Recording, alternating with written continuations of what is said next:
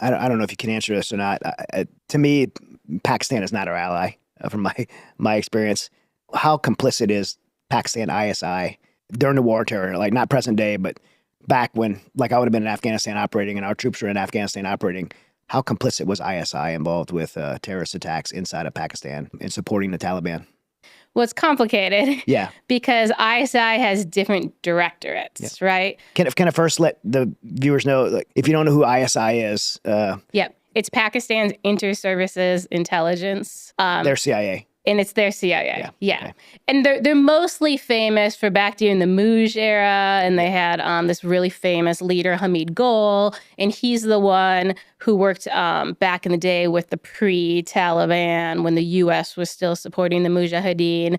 And then he kind of like went rogue and, Pakistan trying to rein him in. And then he started running it on his own. So he's like the really famous, when people think ISI, they all think they're like him. And Right. he was like a one and done, right? I don't think anyone's ever been like that in ISI. So how ISI works, it's different directorates, right? So obviously the directorate supporting in Afghanistan's Directorate S.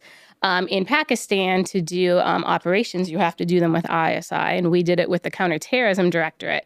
So there's different relationships based on where you are, right? So if you were working in Afghanistan, you're kind of anti-Directorate S because they're doing backhand deals supporting the Taliban in Afghanistan. If you're working in Pakistan, you need the CT directorate to go capture the Taliban members in Pakistan. So see the issue that comes into play. So they're like an uneven ally, right? Sure. It's like they're playing both sides to get funds from the U.S. and then to obviously keep the Taliban at bay. But now Pakistan's in a tough spot, right? They're not getting our counterterrorism dollars anymore.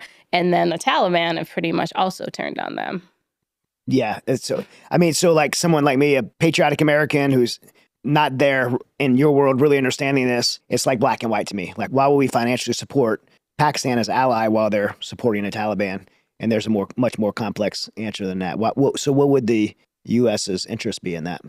The problem is when we went into Afghanistan, all the senior leaders, for the most part, either moved to Pakistan or they moved to Iran, right? Mm-hmm. So the terrorists we're going after in Afghanistan were like the next level down. So if you wanted to get the top 10 or top 20 of these terrorist groups, they were pretty much based in Pakistan, right? So you had to use Pakistan as an ally for that.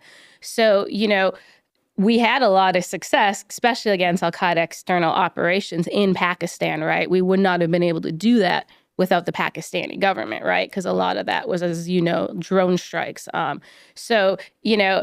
I think it kind of depends on what country you're working in and the view and what targets you're working on and the view. I think if you were focused on al-Qaeda, you might have a little more favorable view of giving money to Pakistan. I think if you're focused on the Taliban, you might have a less positive view.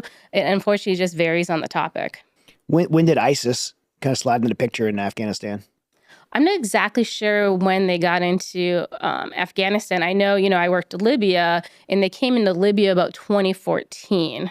And we, during the Trump years, I think we pretty much wiped them off the planet. Is that accurate, or is it political talking points? Well, we did a lot of damage against their senior leadership in Iraq and Syria, but then ISIS obviously moved to other places. And Libya, unfortunately, was one of the places that got hurt really bad. Mozambique got hurt really bad. So, yeah, we were very successful in Iraq and Syria, but now ISIS is based in Pakistan and nobody's targeting them.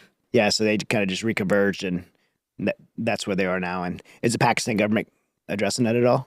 No, they're not. So it's interesting. There's two kind of different branches of ISIS in the region. So the ISIS we all know from Syria and Iraq are based in Pakistan's Baluchistan, and Pakistan has not struck them yet. And then there's the ISIS Khorasan province that, is kind of the flashy object right now because they did the Moscow attacks. Their headquarters is actually in Afghanistan, but the largest training camp is in Iraq side, Pakistan. And again, Pakistan has not struck that location. So yeah, there is really nobody doing strikes against ISIS. I mean, Taliban will say they killed an ISIS member here and there, but they haven't taken out any senior useful ISIS member. That's just, half those people, they lie and say they're ISIS. Sure.